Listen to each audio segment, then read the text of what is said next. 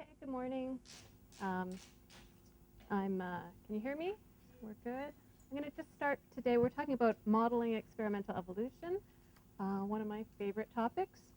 And I'm going to start just with a really quick overview of experimental evolution, and then I'm going to highlight some ways in which I think the situations that we often deal with in experimental evolution are different from the systems and populations that we've classically treated in theoretical population genetics. And so I can highlight some open questions again and areas where there's really interesting work, I think, to be done.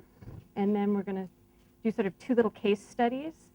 And Kavita and Deepa invited us to talk about a review and teaching material, but also encouraged us to cover some recent work. So we're going to do that Miller paper. We'll talk about it. That was the assigned reading. And I'm also going to tell you a little bit about another project that I did recently. So, modeling experimental evolution. What is experimental evolution? You probably know, but the idea is to maintain a population over many generations under some kind of controlled conditions, and then watch as evolution unfolds in your laboratory or in your set of farm animals, in your test tubes, or in your jars with flies. What do you call these? Jars. And typically you may apply some selective pressure to induce some adaptation to occur, so you can see some interesting evolution unfold. And there are several really nice reviews. So if you're more interested, there's, for instance, a really recent one by Jeff Barrick and Richard Lensky in Nature Reviews Genetics. So experimental evolution has been with us for a long time. There's animal breeding, of course, is maybe the first example, or domesticating plants with agriculture, fruit flies, roundworms, and fungus. Here's some fungal populations, bacteria, yeast, viruses. This is one of Holly Wichman's viruses models made out of beads. They're really beautiful. She's been shown in art galleries for these lovely viruses. And my focus today will be on microbial experiments. So to maintain a microbial population for a long time, there are several tricks. Chemostat is one. Do you know what a chemostat is? Have a little, like a test tube, but there's inputs and outputs.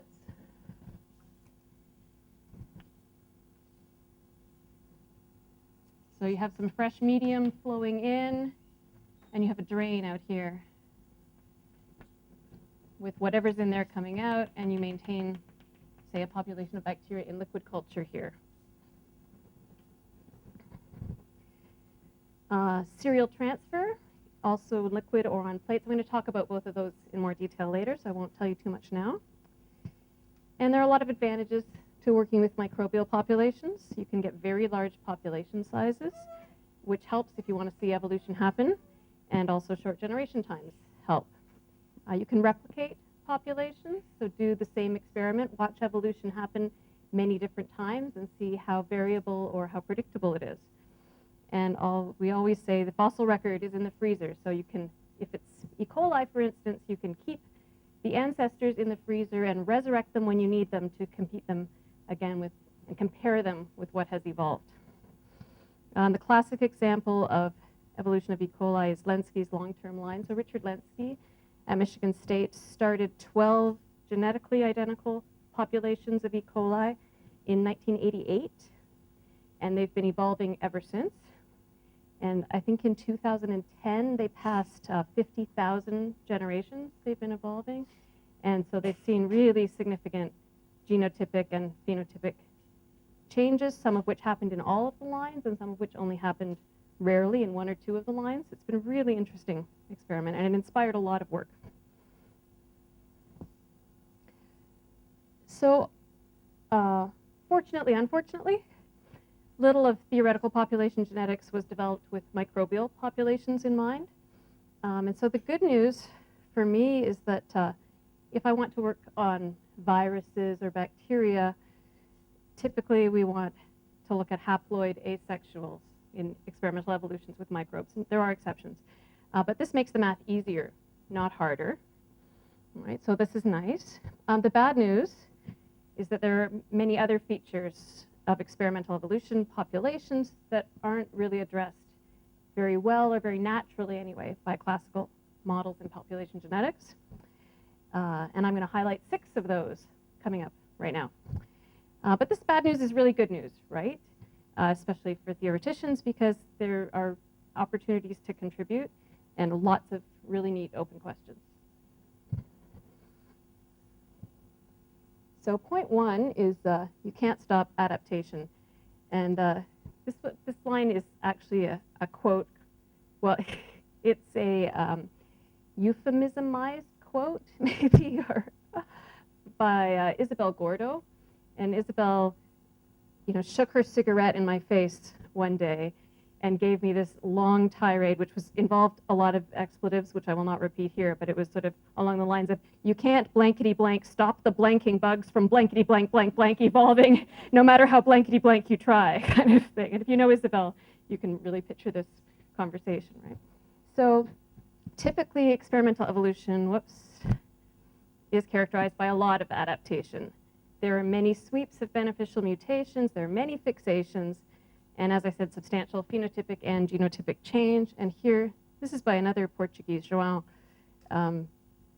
This is Pseudomonas aeruginosa, and I won't tell you too much about it, but it's growth on a plate. And these guys work together to swarm, and this is a kind of defector genotype. And it's not really different in color, that's just a fluorescence marker, but I think you can still see that phenotypically, these guys are swarming in a really different way than these guys across the plate. Of course, there are experiments, this was the context of Isabel's comment, where you try to stop evolution or try to stop adaptation from occurring, try not to apply selection. It's really difficult to do.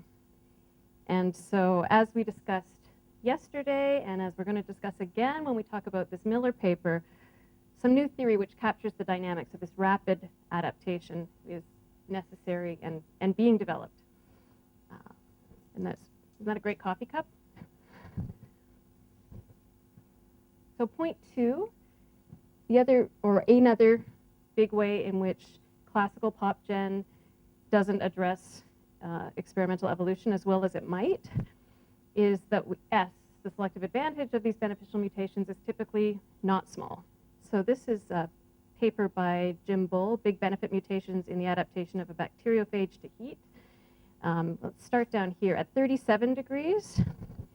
This is a measure of the growth rate. The growth rate of the wild type is here, and these are 2 single nucleotide change mutations, and they are both deleterious. And then if you put them both into the virus, it's still deleterious. Right, but if we look up at 44 degrees and compete the same genotypes, the wild type can't actually grow, so this is a negative growth rate. So the wild type population gradually is getting smaller over time. But with one single nucleotide change, you get this tremendous growth. With the other one, you get this. With both, it's even bigger. And these are huge changes. To give you an idea, in PopGen, as you've heard, I think, several times already, we like to assume that S is small because it makes, mathematicians like to assume it basically because it makes the math much easier. If we can assume that S squared is basically 0, and any term that's multiplied by S squared, we can ignore because it's so small. And of S of 0.1 would be considered kind of large, I would think, in classical PopGen. But Bull et al. Found S values of 1 or 10 and places in between, right? So really big. S squared is no longer small at all. So I think there's some open questions here that many classical results could be re-examined. We could have a look at what happens if S is large, which of our assumptions fail, what's different. Okay, population bottlenecks. So here's where I promised to tell you about serial transfer. So there is a chemostat, and another way in which microbial populations are maintained for very long times is through serial transfer. So what happens is we have a vial here of sugar solution, something with resources for, say, bacteria to grow, and an inoculum, an initial population of bacteria, often just one bacterium. Well, actually, no, I'm lying. A genetically identical set of N0 bacterium are put in here. The population grows, reaches stationary phase, if you know what that is. So basically they run out of sugar here, and then the experimenter comes and randomly samples, shake it up, randomly sample and not again, and put that into the next sterile flask that is full of fresh sugar, and on it goes. Yeah.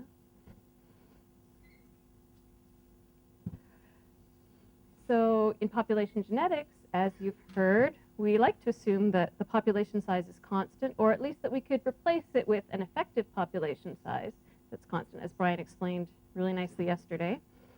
And in serial passaging, population size grows exponentially, and then it suddenly crashes. These bottlenecks are really severe. I don't know if you noticed how many orders of magnitude we went down in this example. I haven't actually looked myself. From 10 to the 6th to 10 to the 1, right? So this is a severe bottleneck. 1 in 10,000 individuals is surviving.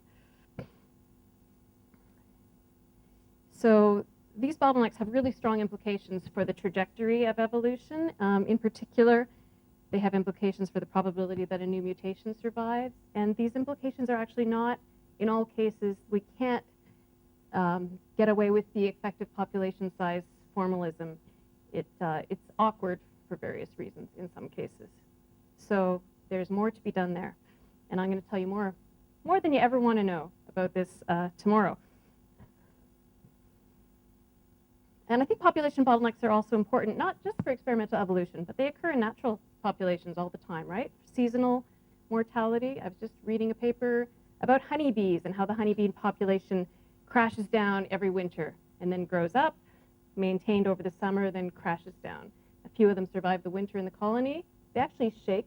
This is, again, more detailed than you want. They huddle together and shake to keep warm, in Canadian bee colonies anyway, to survive the winter. And then the ones that survive start the next founding population the next spring. Infectious diseases face severe bottlenecks when they transmit to a new host.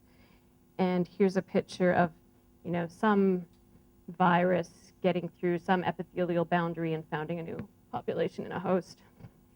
And again, many classical results, as I said, could be re-examined in looking at the effects of these bottlenecks. So Poisson distributed offspring. This is great because you actually have heard many of these assumptions being made in order to get tractable models in PopGen. We like to assume that each individual contributes offspring to the next generation according to a Poisson distribution. We know it's really binomial. It's beautifully approximated by a Poisson, so there's no problem there when the numbers are small. But let's have a look at the Poisson distribution when the expectation is 1. So this is a probability mass function, which we'll talk a lot more about actually tonight in the problem session. So this is the probability that an individual has 0 offspring in the next generation, 1 surviving offspring, 2, 3, etc. And these numbers should all add up to 1, right? And see, for example, there's a substantial probability of having 3 or 4 offspring. And if the expected number of offspring is 2, the distribution looks like this. That's what a Poisson looks like. And there's a problem here for experimental evolution. Can you think of what the problem is using this model for, say, E. coli?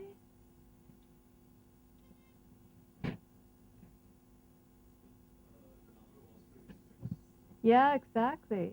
You can't have an E. coli that has, 4 or 3 surviving offspring in the very next generation, right? Yeah, so there's E. coli.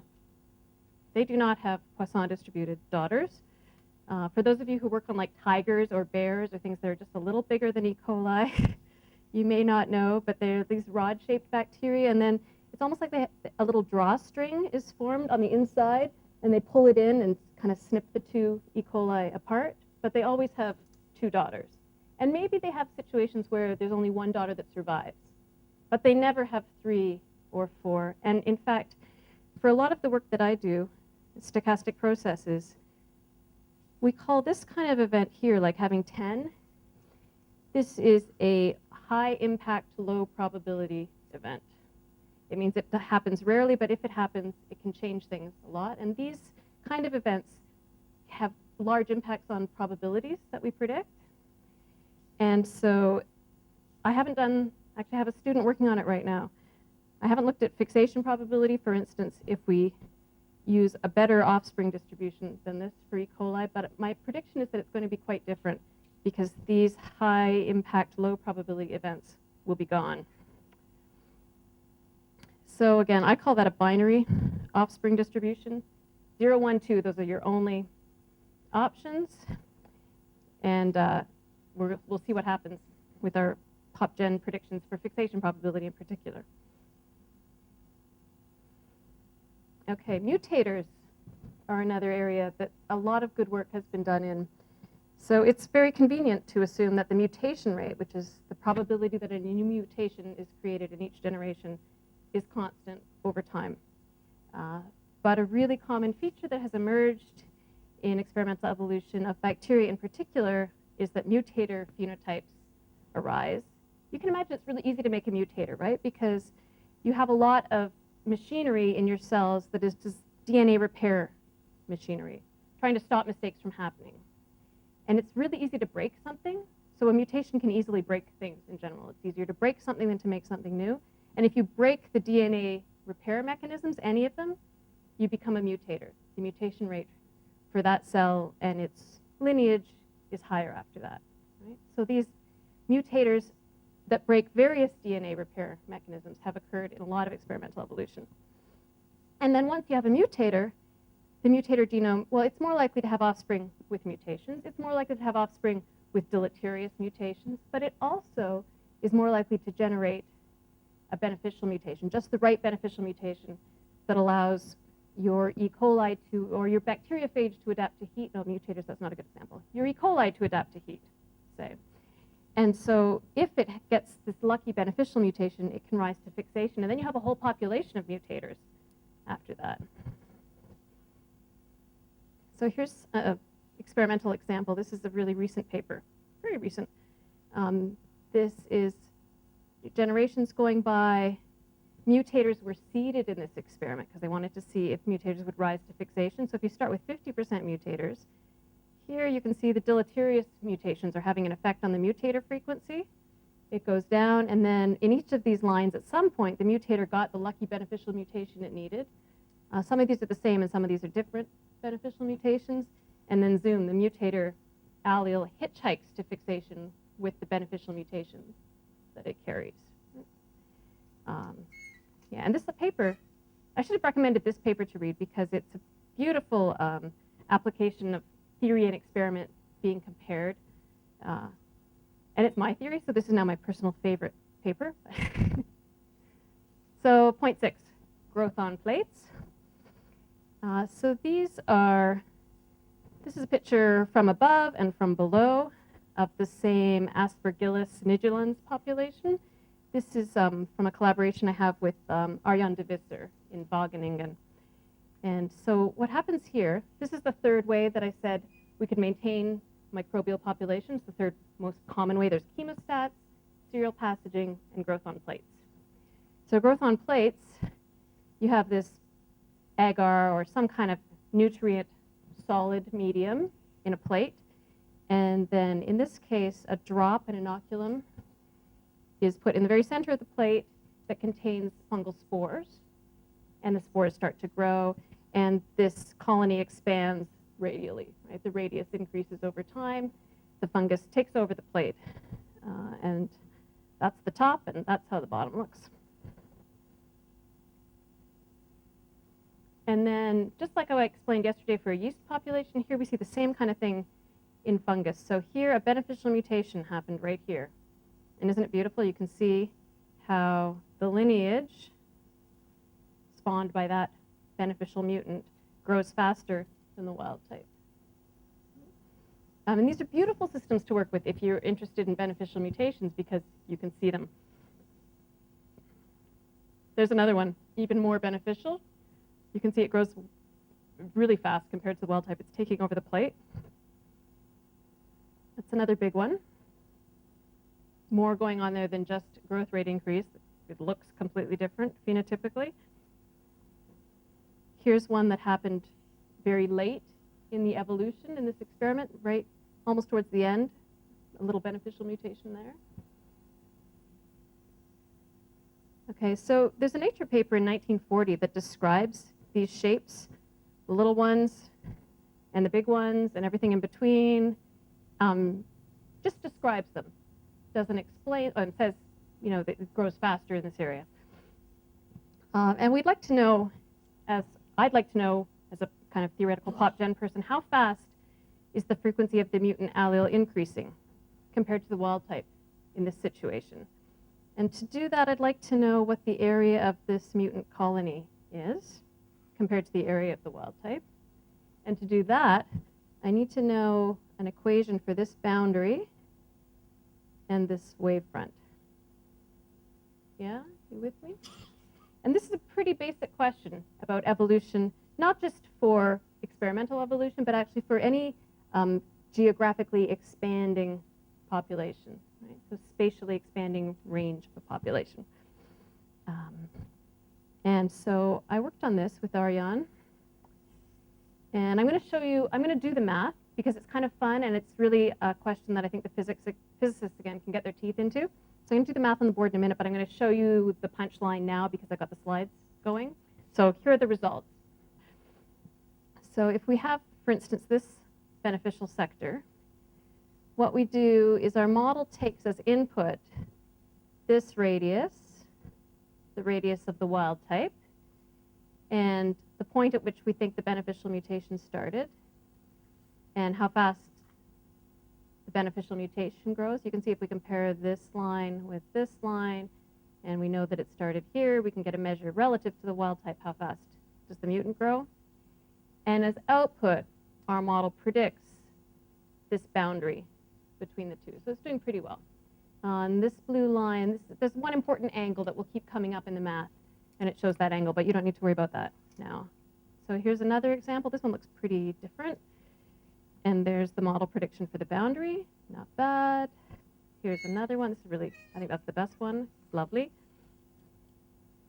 And, oh, I wanted to point out, even when the shapes are really different, so this guy has the same kind of shape, but this one wraps right around, and we can still cover that. Okay, so that's it for my slides. So now I'm going to do some board work for you and some math.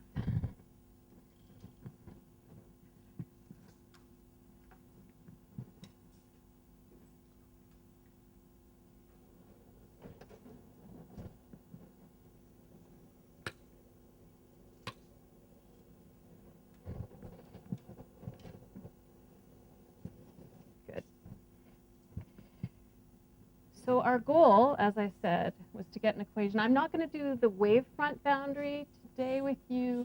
I'm going to do this boundary. So here's the sector. Here's the wild type. And I want to get an equation for this boundary. And I'm actually going to do it in polar coordinates. So you're used to the equation of a line looking like this. And that's, you know, you give me an x value and I'll tell you what y value is. And I'm going to do it in polar coordinates, which is you give me an angle, theta. So you could give me that angle or that angle or that angle. And for each angle, I'll give you a different radius. So if you gave me that angle, I'd give you this point. And if you gave me this angle, I'd give you this point. My function would. And that's just a different way to define a line, right? So we have r is some function of theta instead. So that's how we're going to do it. And what we only need two parameters, really. Actually, we only need one parameter because we need the ratio of these two. So W is going to be the wild type radial growth rate. And M is going to be the mutant radial growth rate. And by radial growth rate, I mean over time, the radius would be this, and then the radius is this later, and how I want this speed. How fast does the radius increase in, you know, centimeters per hour? Right. So let's imagine we have a wild type colony. It's grown to be this big, and then a mutation first happens right here. And then I want to know what happens next. And I'm going to zoom in really close here. And when I zoom in sufficiently close, really, really close, this is flat. And when I zoom in really, really close, so in little time delta t, the wild type, in the absence of the mutant, the wild type would grow like that. So that line is kind of like this. Wild type would get to here in delta t. And what about the mutant in the absence of the wild type? If you just had this mutant here and nothing else, it would make a little circular colony in delta t, right? So the mutant in absence of the wild type, sorry, not very circular, would get to here.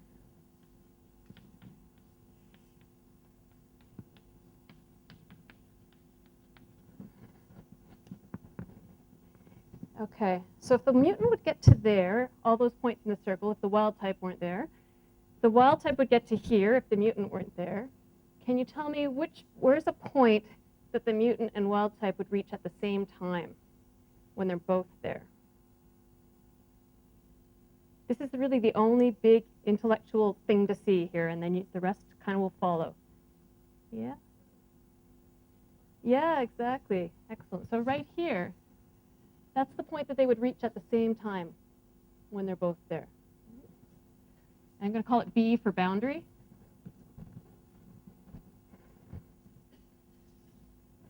So I'm going to blow this up a little bigger. We have, there's B for boundary. And this distance, that's this distance, where the wild type reaches in delta t. So this guy is W delta t. Okay, and this distance is here. It's that radius of this whole circle. So by the same argument, that's M delta t. And this is the angle that's going to become so important. I'm going to call it phi. And we will define it, although it's not very natural, it's going to help us later if we just define it according to its tan. Tan, more obvious trig functions. So tan is going to look like m squared minus w squared, like that. And then I'm going to divide through by w to convince you that really we only have one parameter.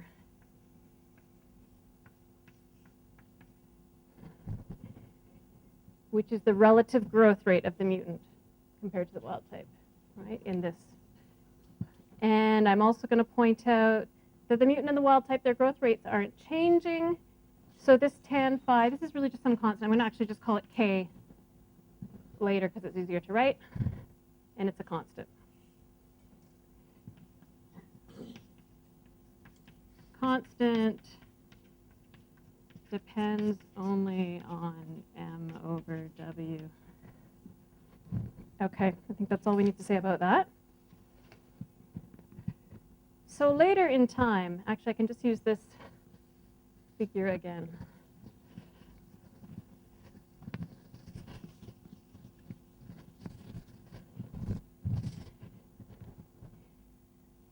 Later in time,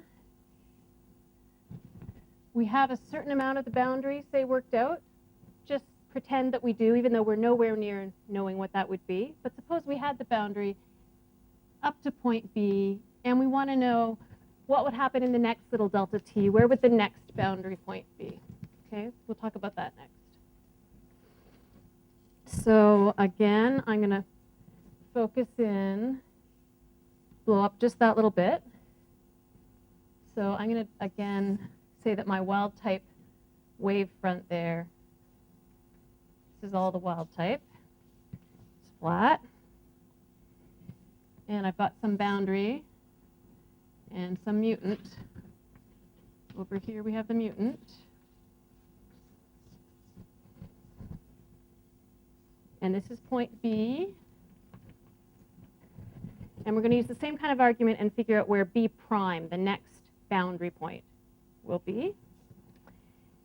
So the wild type we know, same thing. In the absence of the mutant, it's going to get to here, W delta T. And the mutant is growing faster. It would get to here, something like this. And actually, I guess that's really all I need. This is M delta T. And at the end here, we have to be a little careful. I want to think about this boundary point mutant. He could actually produce a little circle around himself. So he could go all the way out M delta T over this way and produce a circle. I guess I've been using dashed lines.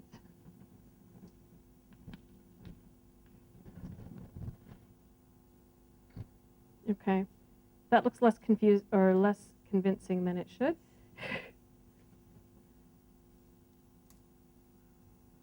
What do I want? Let's just move the wild type down a bit more. I want to get him down here. Get the geometry right. Okay, I'll do a blow up. It'll help.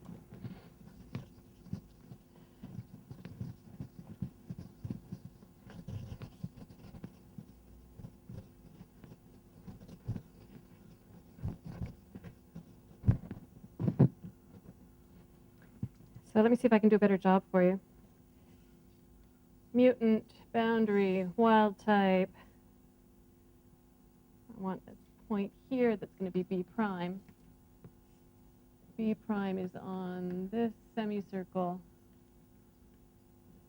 created by this mutant at B, and also on this line, which is W delta T. Here we've got M delta T. Here again we have W delta T. And if you compare with the triangle that we had before, we've got exactly the same triangle. We've got phi in there again. Okay. So the take-home message from this little bit is that the next boundary point will be at angle phi, and we have to be careful here, angle phi from the wild type. I call this the wild type wavefront, where the wild type has reached so far, right? This is all wild type in here, and this is the mutant sector. Okay. Yes.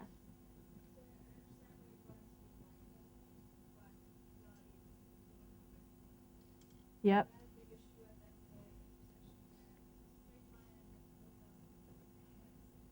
Yeah, so this guy, well, there is a sort of straight line over here. I guess my short answer is no, I believe it's not an issue, because we can just, if it were an issue, if the convexity were an issue, we can just keep making delta T smaller until it isn't.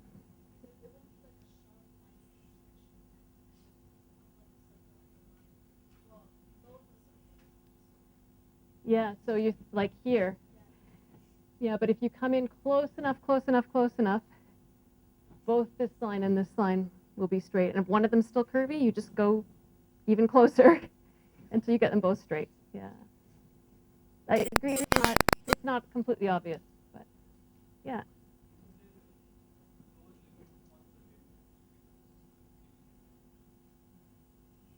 A lower limit on the delta. Well, there's a limit on the speeds because of division times. So M and W have some real numbers associated with them. If there's a limit on the angle, there is, because M has to be bigger than W, or else this wouldn't be happening. Right? Okay. Sorry?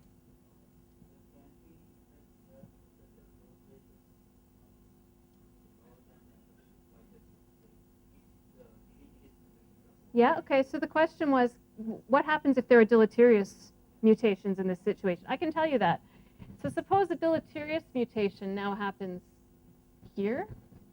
It grows slower than the wild type, and so the wild type just pinches it off, and it disappears, and we don't actually ever see it. It gets occluded. So maybe luckily by drift, it has a little lineage, but eventually the wild type's growing faster. The wild type will reach this point before the mutant reaches this point, and then it'll just be a little momentary blip. But it's a really good question. I'm glad you asked it, because at the end, I'm going to get to, well, I'll come back to that. I'll come back to it. Okay. Well, that's another good question. The question is, are the growth rates constant, or are they functions of time? They are actually, in this experimental system, pretty constant. So the wild type just grows, its radius just increases at a centimeter per 4 hours or something, and it just keeps going like that. So, but we'd need some more math if that were changing. Yeah, Deepa.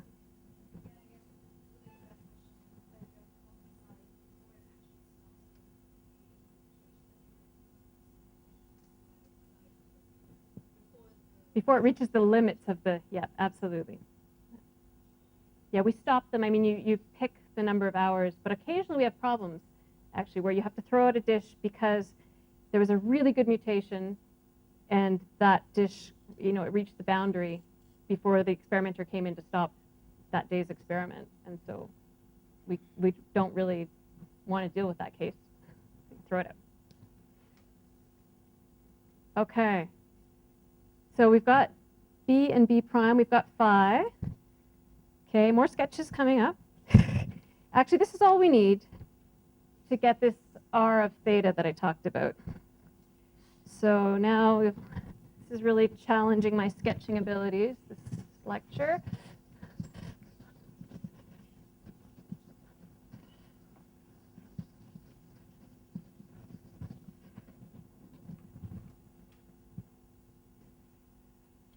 Okay. I refer to my notes carefully so I can do this right. Here's the center of the colony where the inoculum was. Here's point M where the mutation first occurred. And at this point in time, we have a little mutant sector coming out like this, like you saw in so many of my figures. And mutation. Here's B. And I said we're going to describe this boundary according to an angle theta, which I'm going to measure relative to where the mutant first began in the center of the colony, theta, and by the radius for that theta, r. And now we know where B prime is going to be the next point. And I'm going to make it really far, even though we all know that delta t is really tiny, and actually the next point is like here. But instead of putting it here, I'm going to put it way over here so that we can all see. So there's the next boundary point. Now what's the r and theta for that boundary point? You come up like this. Here's our old wild type colony. And we said that B prime is going to be at angle phi from the wild type wavefront. Yeah? And this is curvy, but it wouldn't be curvy if we were close enough. Okay, we're good. And now B prime is going to be described. B is at r and theta, are its coordinates, kind of like x, y, right? And B prime is at r plus dr, a little more, and theta plus a little theta. And where are dr and d theta on here? Do you know where they are on the figure? So theta was this far already, right? So this little piece is d theta. Okay, and where's dr? Yeah, I thought you guys are all, it's the kind of question that you can't really ask, right? Okay, so this is the same as our old r, and this guy is dr, right? Okay, we're almost done. So if I know that this is r and this is d theta, and d theta is small, then mathematics tells me the length of this arc. Do you know what that is? Yeah, this is r d theta. This line right here. Okay? And now we've got tan phi coming up again. Tan phi dr over r d theta, rearranging dr d theta is r times tan phi. And tan phi, remember I said I'm just going to, or phi, I'm just going to call it k. kr. Okay, so from this like complicated, interesting system, we get like one of the simplest possible differential equations. If you know how to solve one differential equation, this might be it, right? You take the derivative of some function, and you get a constant times the same function. What's the function? Exponential? Yeah. So r is some initial radius e to the k theta.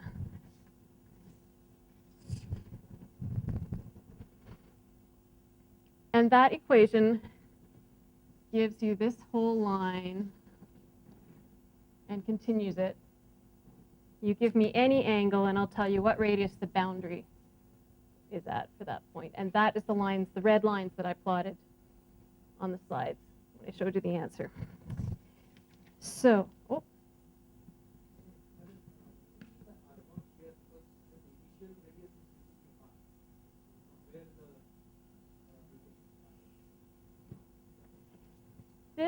This guy is R0, the initial radius.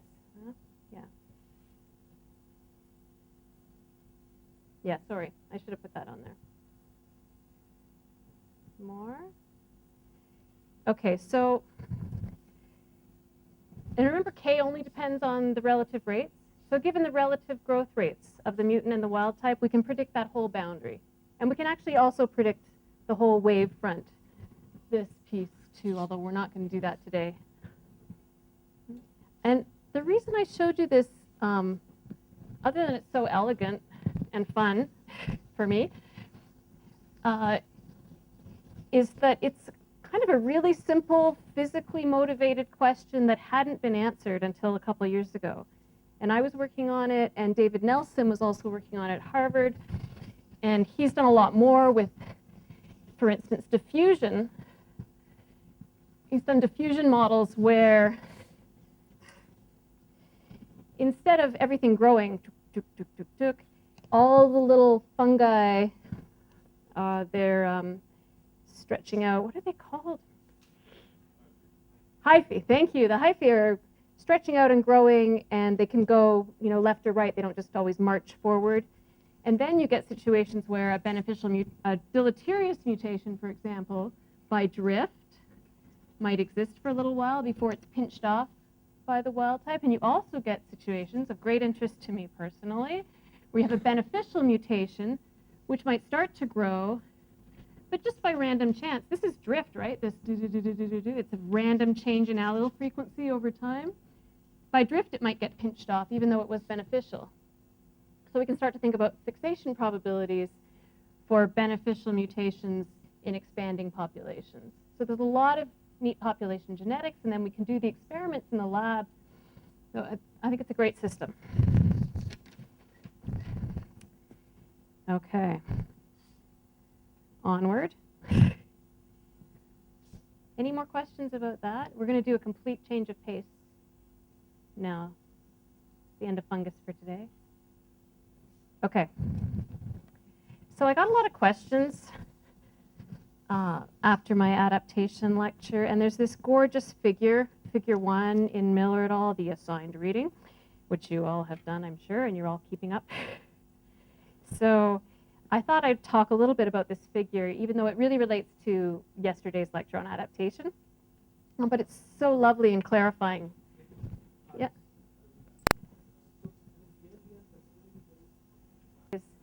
Schemes for modeling adaptation.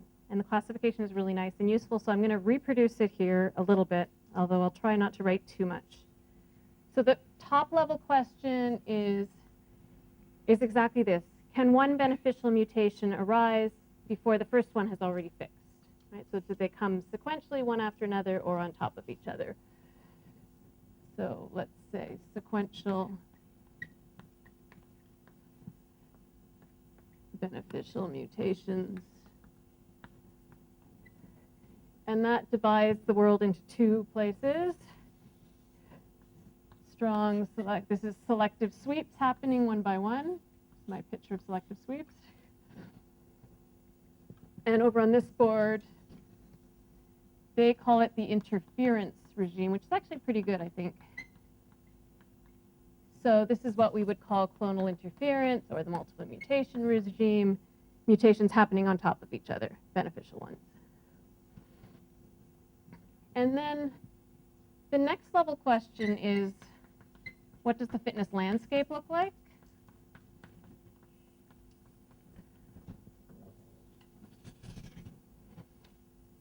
And we can have smooth, like we talked about yesterday, and we could have rugged, and we could have something in between, which is called partially correlated.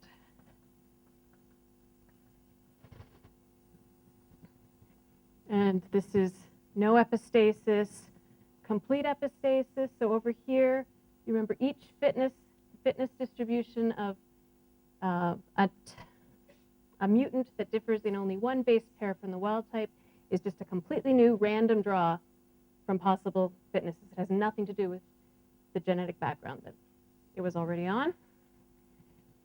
And then we have the move rules, which we also discussed yesterday. So this is the one peak landscape. And then when you think about an adaptive walk, over here it's all adaptive walks, right? And over here it's more complicated, the gallop. So here for an adaptive walk, you have to decide where to step next. And you could pick a mutation at random, like this is my universal sign for Fisher's geometric model, right? The angles chosen randomly. Or you could have S-weighted move rules. So more beneficial mutations are more likely to be chosen because they're more likely to escape drift. And so the nice thing about this figure is that, I'm sorry I'm getting too far to the left here. This, on the far left here, is Fisher's geometric model as originally imagined, right? And then Alan Orr revisited Fisher's geometric model with S-weighted move rules. Partially correlated, there's the NK model and the block model. We talked about them both. And the NK models, pretty much all that work has random move rules. And this is, I didn't mention yesterday, Kaufman and Levin.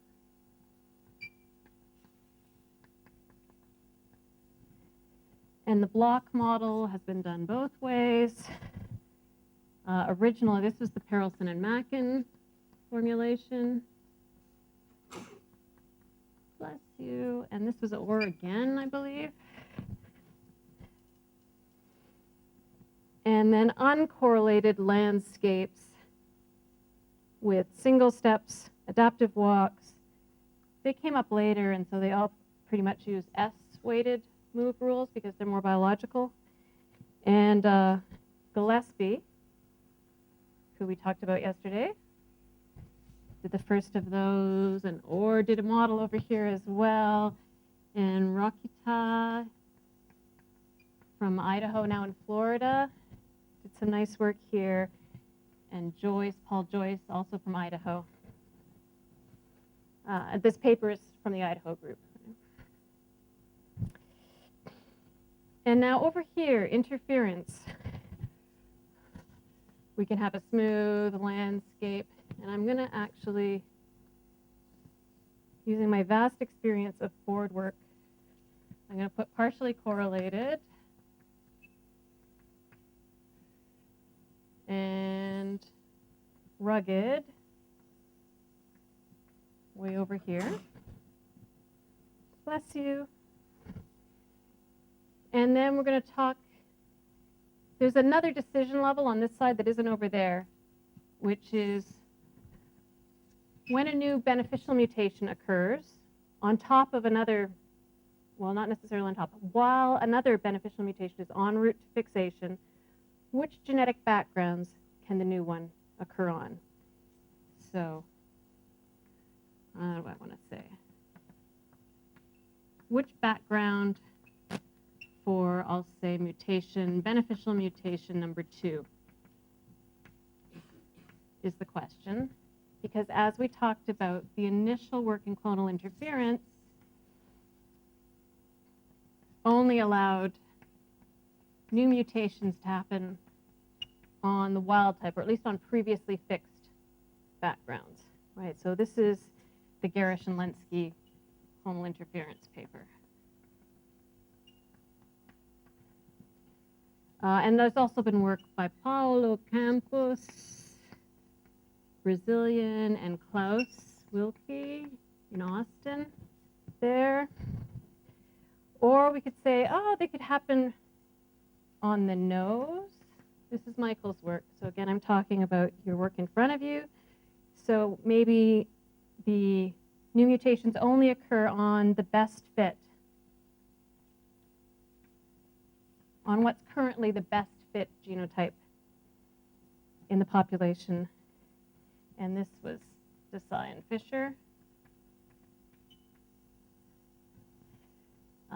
And Burnett has also worked on that. He's from Wilke's group. Or maybe new mutations could occur on any of the backgrounds that are currently in the population. So, I mean, all of these people knew that that was possible, but it just wasn't mathematically reachable at the beginning. And we've been, standing on the shoulders of giants, moving forward. And there's Park and Krug here. Kavada has worked here. Oh, Jane. Spell your name wrong in front of you.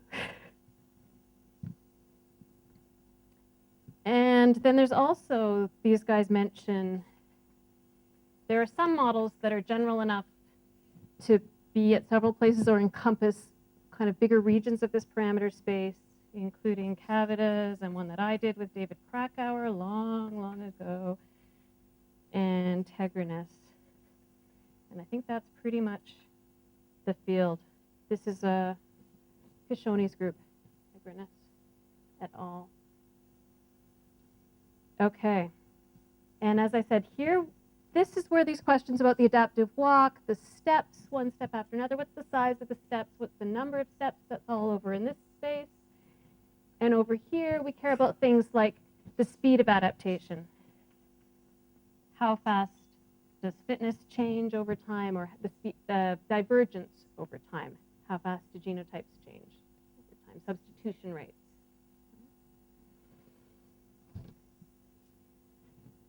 Sorry? Smooth? Or? Oh. R and S. Sorry, yes. So R is random. It's the move rule. You pick a mutation at random to be the next step, or you pick a mutation at random, but more beneficial mutations are more likely to be chosen. So you have a weighted pick. Yeah, R weighted, or random and S weighted. Okay. Good. So I'm just going to talk for a bit, I think. Well, I need to do a little bit of sketching. So now I'm going to talk about the Miller paper and what they found. I think it's interesting, and I think it's well argued, and also suggests some really interesting work that should be done. So I wanted to look at this top level question that I just erased. So they ask, in experimental evolution populations, which side of the board are we usually on? And again, this depends on the time it takes for new mutations to occur, compared to how long it takes to fix. And they do a slightly more sophisticated argument than I've seen before. So they talk about, actually this, that's not quite true. It's more sophisticated than what you sometimes see. I have seen it before. So this time, what's going on here? Establish, and this is T fixed. This is allele frequency over time. Here's a beneficial mutation. It comes up and it gets lost. Same beneficial might happen again. It gets lost. Same one, it gets lost. This time it grows to a big enough frequency that, the beautiful deterministic equations describing this sweep that Brian derived for you yesterday take over, and it sweeps to fixation. This is the establishment time, and this is the fixation time. And if we want the fixations to be well separated so that we're on the left-hand side of the board, then we need tau establishment. Oh, actually, first I'm going to give you the formulas. 1 over, just to get them on the board. US T fixed looks like approximately ln NS over S. And what do we need? You can probably tell me. How do these guys need to compare to be in single sweep dynamics?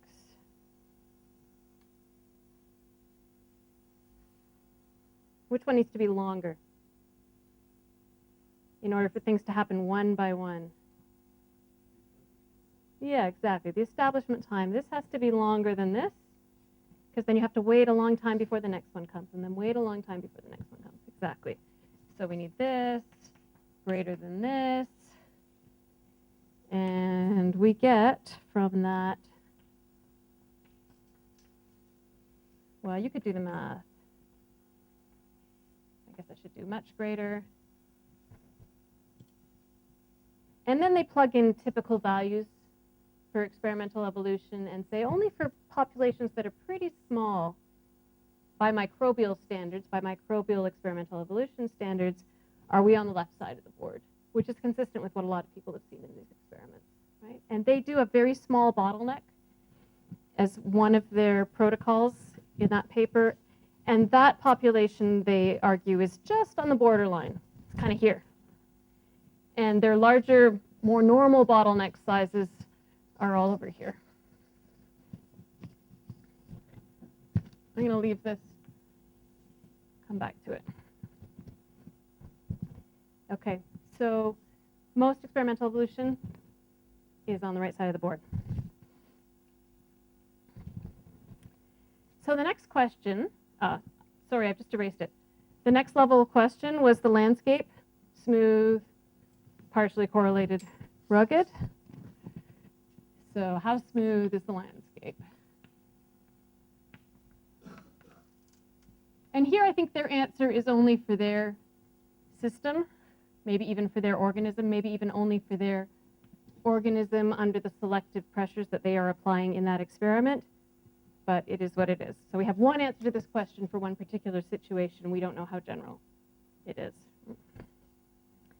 So if you remember the smooth landscape, if you have a particular allele, it always contributes exactly the same amount to the overall fitness of the organism, irrespective of all of the other alleles. So the genetic background has no effect, right? That's smooth. It's also called an additive landscape for that reason. That's the single peak landscape. If we have a rugged landscape, the opposite happens. Allele I might have a different effect, completely different for every different genetic background, even if the genetic background is only different at one other allele. And what I said before is that the fitness of a particular sequence is an independent draw from, I'll say, the S distribution. It really, I guess, should say from the fitness distribution. And its neighbors, even if they're only one base pair away, its mutational neighbors are all completely independent draws. Right? There's no correlation. Completely uncorrelated landscape. Okay, and I'm going to talk a little bit more about this because I think this is the part that's really interesting and a little hard to follow in that paper. I feel like they didn't spend enough time or enough space on that. So if we had an S distribution, I don't really care what it looks like, but so this is the distribution of possible beneficial selective effects of mutations. And then I've got a wild type. You know what? I want to put the wild type on the figure here. Let's say the wild type has fitness here. I've just changed it to a fitness scale, so the wild type's not a 0. Okay, so there's the wild type. Now, suppose the wild type has M mutational neighbors. And I'm not actually going to say that there's one-step mutational neighbors. It might depend on your population size. Maybe it's mutational neighbors that are sort of accessible by mutation, depending on what the mutation rate is and what the population size is. But there are roughly M of them. Then to find their fitnesses, we take M draws from this distribution, right? So we get lots. We just keep choosing randomly fitnesses. And because this is big up here, we get a lot of draws down here. We very infrequently draw fitnesses up there. Okay, those are the fitnesses of the M neighbors. Okay, the first step in the adaptive walk, or the first beneficial mutation that might happen, say is going to be one of these draws. It's a mutational neighbor of the wild type, so it's accessible, and its fitness is greater. Then we could maybe move there in our walk. So let's say we go here. W of step 1. Okay, then we erase all of these because there's no correlations. What happened before is irrelevant. And we've got another M mutational neighbors of the first step guy. One of those is the wild type because he's one step away, or he's a mutational neighbor at least of this guy. And now we draw N more. Now what's that distribution going to look like? Again, we're going to choose a lot down here. We're going to very rarely choose up here. It'll be different, but it'll still be based on this distribution. Okay, I'm getting to my argument. Now the question is, how many possible mutations are there left?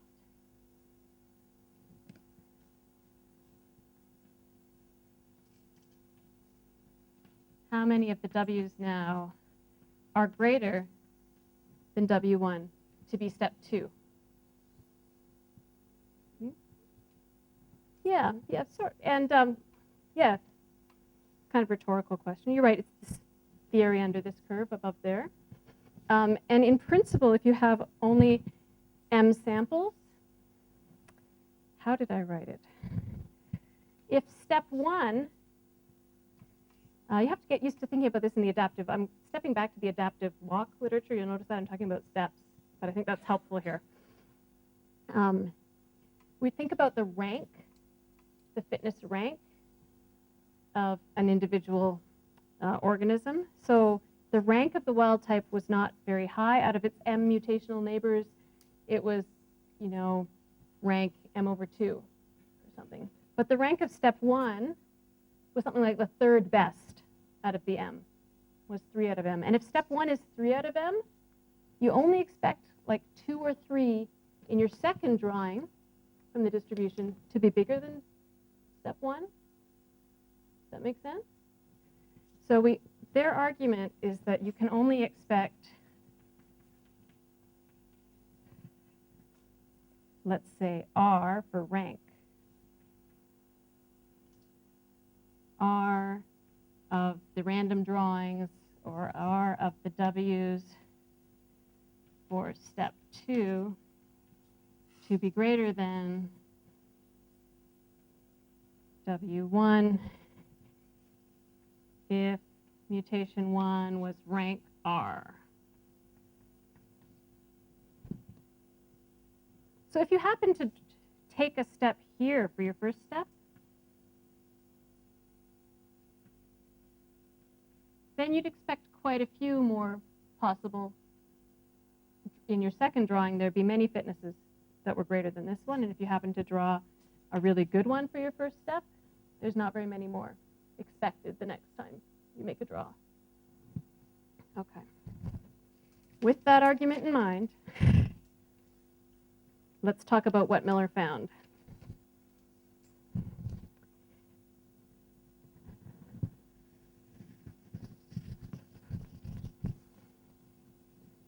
So I think I already told you their small bottleneck lines were here in the space of the two boards, and they think typically in their experiments they're working here, and many people are working over in this space. So I'll say, and this was not really news, but they think there's lots of interference in microbial E. Their second result that I noticed, that they actually saw in their experiment beneficial mutations arose on many different backgrounds, many genetic backgrounds. So this was the second level question over here on what genetic background can new beneficial mutations happen, and they have the genotypes for all of their mutations, and they could see that they happened sometimes on the wild type, sometimes on something that was en route to fixation, sometimes on something that looked like it was en route to fixation, but then was being outcompeted by something else, and then while it's on its way down, a new beneficial mutation occurred. They saw a huge variety. So they offered real experimental evidence that mutations, beneficial mutations, are happening on all kinds of backgrounds. Okay, part 3 is, I'll just give you an anecdote. One particular mutation, so one base pair change, had S equals 0.26 on one genetic background, and on a different genetic background, it had this S value. So do you know what this eliminates from our world? Which option it eliminates? Smooth. Yeah, this eliminates the smooth landscape. Landscape were not smooth in this experiment. Likewise, they have additional argument there. Yeah, can I explain this? I can. So they had step 1 mutations. They had a lot of step 1 mutations. And in particular, they had a lot of really big step 1 mutations. So of the step 1 mutations, they had 9 of them, which had S values, 9 with S greater than, what was their number, 0.015. Now, of the step 2 mutations, they had 0 with S greater than 0.015. In fact, the biggest was 0.1. Yeah.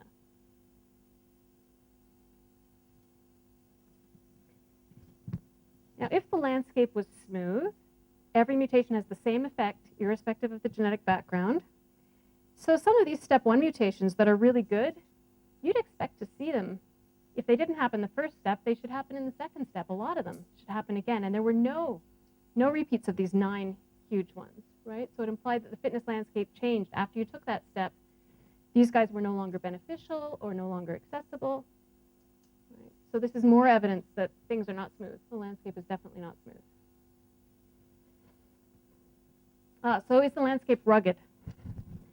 That's a harder question to ask.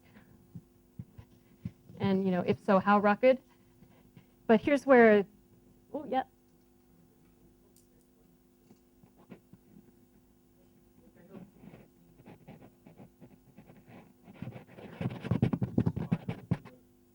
Mm-hmm. Well, I think your intuition, the question was, like, when you take the first step, you're losing part of the landscape. It's not accessible to you anymore. And that's the correct intuition based on your ideas of how fitnesses should be correlated. But that's not true if you had a completely additive single peak landscape. Then here's a single peak landscape from the top. And if you were able to change in step 1 from here to here to maximize the fitness of this trait, then in the next step you should be able to change from here to here. Or you could do it in the reverse order. And that's true in many more directions. Right? The order doesn't matter.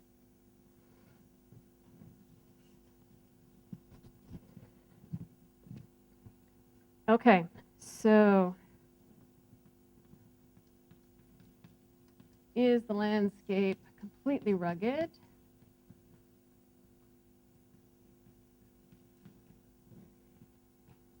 And here they took advantage of the fact that they had so many, like 20-odd step 1 mutations, because they had, they ran this thing many, many times, multiple replicates, and in fact it was 2 experiments, data from 2 experiments put together. So they have all these possible step 1 mutations starting from the same wild type. So then they had kind of a picture. I shouldn't have erased it. They had a picture of a bunch of possible step 1 mutations, right? Where this is fitness again. Because all of these mutations had happened as step 1 mutations. And well, there were 9 of them greater than 0.15. Then they looked, for instance, at the set of sub-experiments, the set of lineages in which, for instance, this was step 1. And actually, they looked at this one. So we have a bunch of step 1s, we have a bunch of step 2s. Let's look at the step 2s that happened when this was step 1. Then they argue, okay, we have enough data here that maybe this isn't the fittest possible step 1 mutation, but it's either the first or the second best possible step 1 mutation for this virus. Because these ones, we started to see them coming up again and again. It didn't seem like there were many more that they were missing. They've got some more statistical arguments in there. And Paul Joyce is a really good statistician, so I trust them. So they said, let's look at what happened as second steps from here. We should expect, by the arguments that we just talked about, you should very rarely, there might be one more that we didn't get that would be a possible step 2 mutation if the landscape was completely rugged, and to get the neighbors of this guy, we just draw from this distribution again. We should get another set of X's that look a lot like this, and maybe there's one more that could be a step 2 mutation, right? Yeah, Tifa?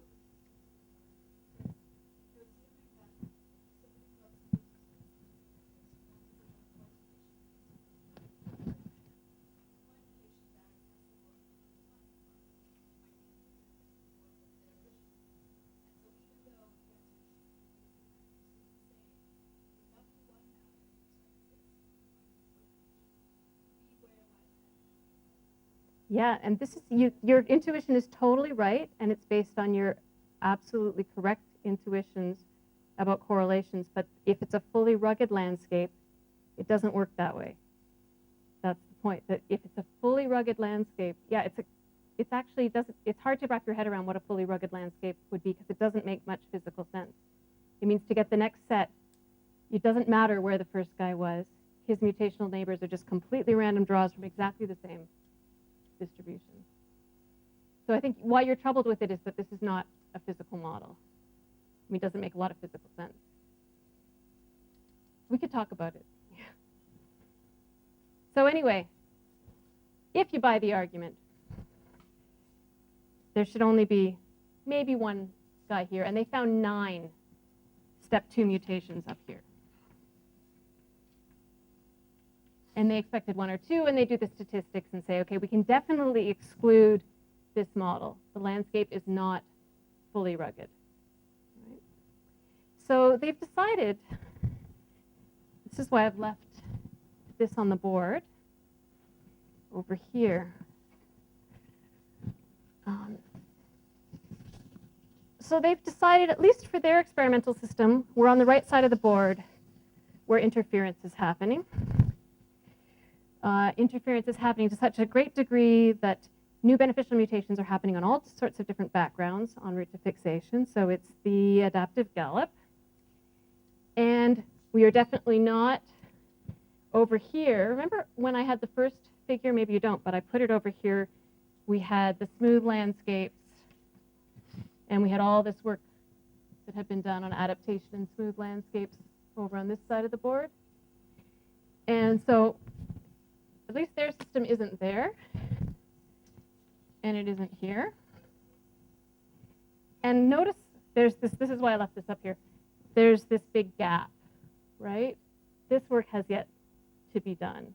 So here's some really interesting open questions that would apply to experimental evolution right now. So there you go. There's your thesis topic. You know, tigers and bears. Just do a little theory on the side. Okay, so I think that's actually all I wanted to say about Miller or about anything today. Questions? Yeah, so the rugged landscape, it's very weird. Let me try to explain it. Fully rugged, or partially correlated or partially rugged. This guy makes a lot of sense, but this guy is hard to explain. So the idea is if you have sequence, and I'm going to do like your mathematician sequence, which is A, B, C, not A, C, G, T. Sequence like this, and then I have sequence like this.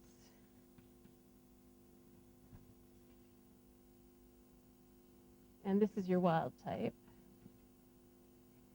And I also have QRS, TUV. And the wild type fitness is some random draw from this distribution. This fitness is also some random draw from that distribution. And if it's bigger, that's, you're lucky it was bigger. You made one step. But it doesn't mean you're moving towards anything. There's no peak that you're moving towards. It's not like, oh, I've got a little better here, and now if I do a Q, C, D, E, G, I could get a little bigger again. This guy is a completely different, completely random draw from the same distribution. This guy is completely different and a random draw. And it could be, there's no way in which, in this system, you would have any expectation that the fitness of this and this are closer to each other than the fitness of this and this, right? So everything is just a sequence defines a fitness, but the fitnesses are all over the map. Everything is randomly drawn from the distribution, right? So you can't hill climb if you have a completely rugged landscape. There's no sense in which you can gradually adapt.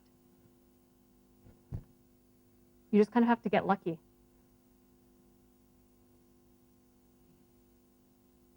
Yeah, Brian? Yeah.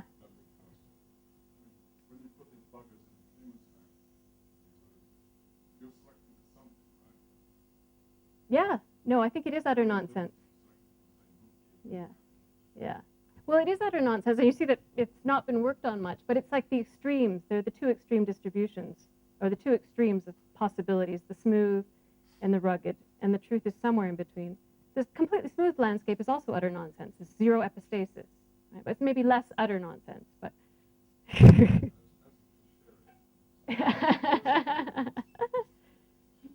Okay, there was another question with Cavita.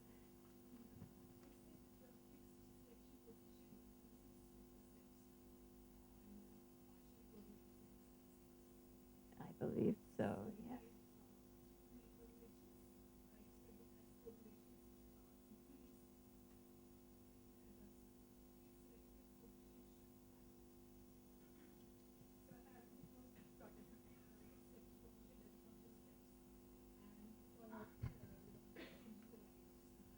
Yeah, I have to think about that because you still,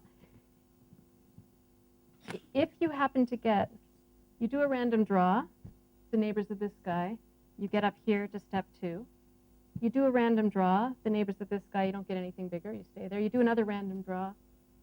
Okay, no, can't do that. Do a random draw. This guy has one mutational neighbor that's bigger, but he's not likely to be more bigger in my head. I'd have to think about it. But I still think the step sizes would decrease if it were totally rugged.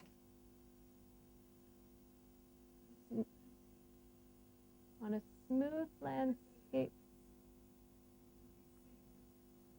yeah, I think my intuition is that your step sizes also decrease, but I have to think about this carefully. I haven't done much adaptive work, so I don't have good intuition.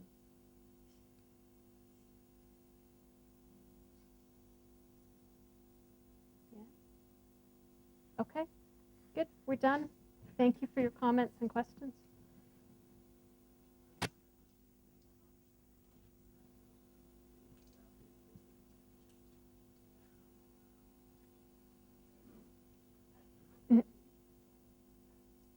Yeah, so this is a whole, so the question was, what about frequency-dependent changes in the fitness landscape? And yeah, that's not even on the board. That's like another board coming out or something. We haven't dealt with that at all today. We haven't talked about it, but you can think of it as the other types, the genotypes in the population are part of the wild-type genotypes environment, or the beneficial mutants environment, and they also change the landscape. Okay. Okay, now we really are done.